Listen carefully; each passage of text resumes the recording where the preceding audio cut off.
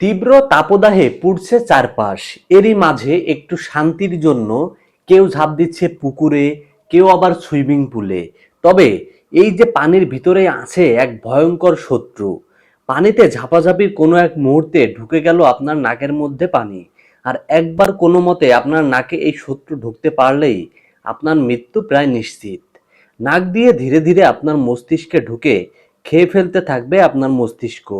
এর থেকে বাঁচার সম্ভাবনা অত্যন্ত অল্প। এর কোনো চিকিৎসাও নেই। সিনেমার গল্প মনে হচ্ছে। ভয়ঙ্কর এই শত্রুটির নাম ব্রেন ইটিং অ্যামিবা বা মগজ খেকো অ্যামিবা। এককোষী এই অ্যামিবা মূলত উষ্ণ মিষ্টি পানিতে বাস করে।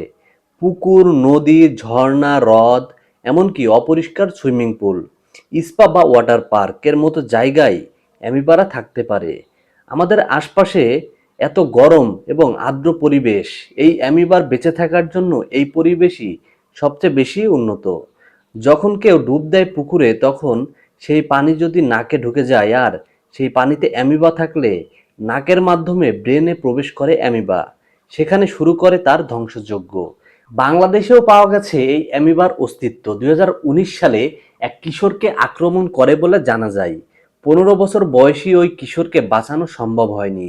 সে নিয়মিত অপরিশোধিত পানিতে তার নাক পরিষ্কার করত এবং সেই পানি থেকে তার শরীরে প্রবেশ করে অ্যামিবা। তবে অ্যামিবা ব্রেনে প্রবেশ করলে যেসব লক্ষণগুলো ঘটে, সেই লক্ষণগুলো বুঝে দ্রুত চিকিৎসা নিলে নিশ্চিত মৃত্যু থেকে বাঁচা সম্ভব। অ্যামিবার লক্ষণগুলো হলো মাথা ব্যথা, ঘাড় শক্ত, বমি বমি ভাব, জ্বর, খিঁচুনি। এরপর রোগী বিভ্রান্ত হতে থাকে, দ্রুত কোমায় চলে যায়। অ্যামিবা ব্রেনে প্রবেশ করলে ধীরে ধীরে ব্রেনকে খনন করে।